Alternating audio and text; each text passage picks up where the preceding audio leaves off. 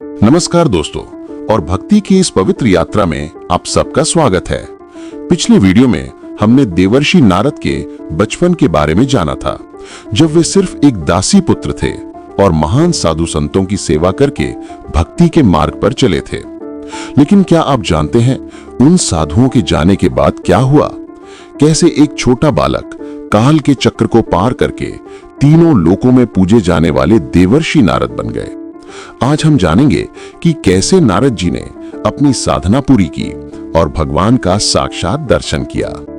ये कहानी है विश्वास, समर्पण और भगवान की कृपा की।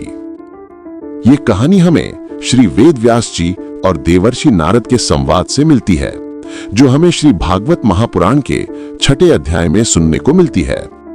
व्यास जी ने नारद जी से पूछा, नारद जी, जब आपके गुरु वो महान संत चले गए तब आपने क्या किया? आप तो बहुत छोटे थे। और एक और सवाल, काल तो सब कुछ मिटा देता है, पर आपकी उस जन्म की यादें कैसे बची रहीं? इस पर नारद जी ने जो बताया वो हर साधक के लिए प्रेरणा है। नारद जी कहते हैं, व्यास जी, उन संतों के जाने के बाद मेरी जिंदगी में एक बड़ा बदलाव आया। मेरी माँ, जो अकेली थी और मुझ पर ही निर्भर थी, एक दिन रात को गाय दूहने गईं। रास्ते में एक सांप ने उन्हें डस लिया और वे काल के ग्रास में समा गईं। सोचिए, एक 5 साल का बच्चा जिसने अभी अभी अपने गुरुओं को खोया था, अब अपनी मां को भी खो चुका था, अकेला और असहाय। लेकिन नारद जी ने इसे भगवान की कृपा माना।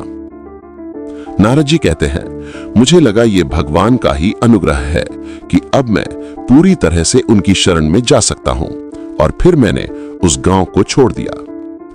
वे उत्तर दिशा की ओर चल पड़े। उन्होंने कई सुंदर नगर, गांव और जंगल देखे, पर फिर वे एक ऐसे घने और भयानक जंगल में पहुंच गए जहां चारों तरफ सिर्फ खामोशी थी और जंगली जानवरों का डर। चलते चलते उनका शरीर थक गया था, प्यास और भूख से बुरा हाल था। वहां एक नदी थी। उन्होंने स्नान किया, जल पिया और फिर एक पीपल के पेड़ के नीचे बैठकर उसी तरह ध्यान लगाने लगे जैसा संतों ने उन्हें सिखाया था। नारद जी कहते हैं, मैंने मन ही मन भगवान के उस रूप का ध्यान करना शुरू कर दिया जो संतों ने मुझे बताया था। जैसे ही मैंने पूरे प्रेम से उनका ध्यान किया, मेरी आंखों से आंसू बहने लगे और मेरा हृदय प्रेम से भर गया। और फिर मुझे एक पल के लिए भगवान का अद्भुत अनुपम रूप दिखाई दिया। वो रूप इतना मनमोहक था कि मेरा रोम रोम पुलकित हो उठा, मेरा हृदय शांत हो गया और मैं उस आनंद में इतना डूब गया कि मुझे अपने शरीर का भी भान नहीं रहा। लेकिन जैसे ही मैं होश में आया, वो रूप गायब हो गया। नारद जी फिर से उस रूप को देखने के लिए बेचैन हो उठे। उन्होंने बार बार ध्यान लगाने की कोशिश की, पर कुछ भी दिखाई नहीं दिया। तभी आकाश से एक बहुत ही मधुर और गंभीर आवाज आई। भगवान कहते हैं, मेरे प्यारे बालक, तुम इस जन्म में मुझे फिर से नहीं देख पाओगे। जिन लोगों की वासनाएं अभी तक पूरी तरह से खत्म नहीं हुई हैं, उनके लिए मेरा दर्शन बहुत दुर्लभ है। मैंने तुम्हें बस एक झलक इसलिए दिखाई ताकि तुम्हारे हृदय में मुझे पाने की इच्छा और भी प्रबल हो जाए। भगवान ने आगे कहा कि तुम इस नश्वर शरीर को छोड़कर मेरे पार्षद बन जाओगे और मेरी कृपा से प्रलय के बाद भी तुम मुझे याद रखोगे। नारद जी कहते हैं, व्यास जी, भगवान की उस वाणी को सुनकर मैं शांत हो गया। तब से मैंने अपना सारा ध्यान भगवान के नामों का कीर्तन करने में लगा दिया। मैं दुनिया के सभी मोह माया को छोड़कर आनंद पूर्वक भगवान का इंतजार करने लगा। फिर समय आया, मेरा वो नश्वर शरीर खत्म हो गया और मुझे एक दिव्य शरीर मिला। जब ब्रह्मा जी सृष्टि को फिर से बनाने के लिए जागृत हुए, तो उनके साथ मैं भी प्रकट हुआ। तब से मैं तीनों लोकों में बिना किसी रोक टोक के विचरण करता हूं। और यही नहीं, भगवान ने मुझे ये दिव्य वीणा दी है। जब भी मैं इस वीणा पर भगवान की लीलाओं का गुणगान करता हूं, तो वे खुद ही मेरे हृदय में आकर विराजमान हो जाते हैं। नारद जी कहते हैं, व्यास जी, ये मेरा अपना अनुभव है।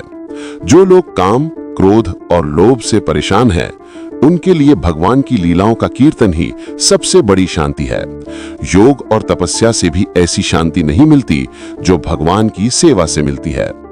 नारद जी ने अपनी पूरी कहानी सुनाकर व्यास जी को संतुष्ट किया और फिर अपनी वीणा बजाते हुए चले गए। सूची होले शौनक जी, देवर्षि नारद धन्य हैं। वे अपनी वीणा पर भगवान की कीर्ति गाकर खुद तो आनंद में रहते ही हैं, पर साथ ही इस दुख से भरे संसार को भी आनंद देते रहते हैं। तो दोस्तों, नारद जी की ये कहानी हमें ये सिखाती है कि सच्ची भक्ति में उम्र, जाति या परिस्थिति कोई मायने नहीं रखती। अगर आपका दिल शुद्ध है और आप भगवान पर पूरा भरोसा रखते हैं, तो वो खुद आकर आपको अपना दर्शन देंगे। ये कहानी हमें ये भी याद दिलाती है कि जब हम अकेले और परेशान होते हैं, तो भगवान हमें कभी नहीं छोड़ते। वे हमारी परीक्षा लेते हैं, पर अंत में हमेशा हमारा साथ देते हैं। आपको ये कहानी कैसी लगी, हमें कमेंट करके जरूर बताएं। और अगर आप ऐसे ही और भी भक्तिमय कहानियां सुनना चाहते हैं, तो हमारे चैनल को सब्सक्राइब जरूर करें। मिलते हैं अगले वीडियो में, तब तक के लिए राधे राधे।